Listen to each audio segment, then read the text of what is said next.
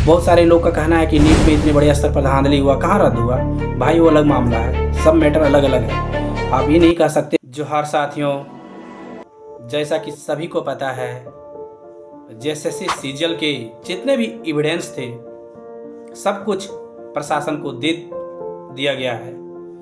अब प्रशासन भी इस बात से संतुष्ट हो चुके हैं कि जेएसएससी सीजीएल का क्वेश्चन जरूर लीक हुआ है।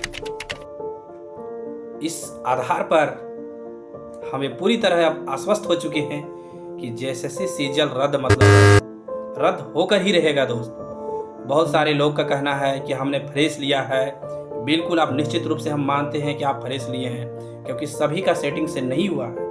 इसमें बहुत सारे कैंडिडेट हैं जो जेन्युइन है, जो अपने हिम्मत अपने पढ़ाई के बदौलत सीजीएल का रिजल्ट हुआ है।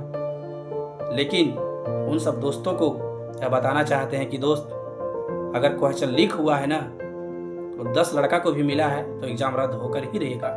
आप में काबिलियत है तो ज़रूर आप फिर से एग्ज़ाम होगा तो आप ज़रूर उसे निकालिएगा। लेकिन इस बार सीजीएल का एग्ज़ाम रद्द होगा तो रद्द होगा। आप मेहनत कीजिए, आप फिर से पास कीजिएगा। लेकिन आप जो कह रहे हैं कि इस बार हम सीजीएल रद्द होने नहीं देंगे, तो आपके कहने से नहीं होगा। आप सुप्रीम कोर्ट चल जाइए, कहीं भी चल जाइए, लेकिन जब एविडेंस मिल चुका है तो सीजीएल का एग्ज़ाम रद्द होगा तो रद्द होगा। इसको कोई नहीं बचा सकता है। और सीजीएल का सीबीआई इंक्वायरी देने के बाद इसका तार कहाँ तक जाएगा इसको कोई नहीं जानता है। पीजीटी में बड़े स्तर पर धांधली हुआ है, एजेंसी सेम है, तो निश्चित रूप से हम कह सकते हैं कि पीजीटी में भी जो धांधली हुआ है ना, उसका भी जांच होगा। लैब असिस्टेंट का भी, नगर पालिका का भी जांच होगा। और एक ही एजेंसी सब एग्ज़ाम को करवाया गया है। तो इसीलिए हम कह सकते हैं कि ज़रूर इसमें जो धांधली हुआ है, बड़े स्तर पर धांधली हुआ है, वो सब एग्ज़ाम के दोस्तों को भी टेंशन हो गया है। सीजीएल तो कोई बचा नहीं सकता है, चाहे आप कोई कितना भी कुछ कह लिए।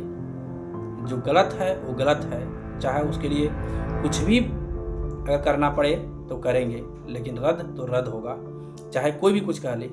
कोई बहुत सारे दोस्त का कहना है कि हम जेन्युइन लिए हैं, मेरा क्या गलती। बिल्कुल आपका गलती नहीं है दोस्त, लेकिन आप भी जान रहे इस बात को कि बहुत सारे लोग सेटिंग से लिए हैं, बहुत लोगों को क्वेश्चन एग्जाम से पहले मिला है। इस बात को आप भी जानते हैं। तो आप जब इस बात को जानते हैं तो एग्ज़ाम रद्द होगा तो होगा।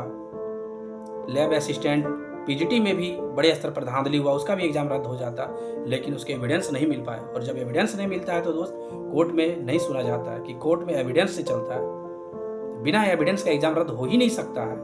और जब बहुत सारे लोग का कहना है कि नीट में इतने बड़े स्तर पर धांधली हुआ, कहाँ रद्द हुआ। भाई वो अलग मामला है, सब मैटर अलग अलग है। आप ये नहीं कह सकते हैं कि जब नीट का एग्ज़ाम रद्द नहीं हुआ तो अगला एग्ज़ाम रद्द नहीं होगा। बिल्कुल रद्द होगा, ये आप निश्चिंत रहें। आप सीजीएल का तैयारी फिर से शुरू कर दीजिए। आपके पास एक बहुत बड़ा मौका है। आप अपने पढ़ के नौकरी लिए हैं, सीजीएल का एग्ज़ाम दिए हैं, पास किए हैं, तो फिर से आपका रिजल्ट होगा। ऐसा नहीं कि अब नहीं होगा।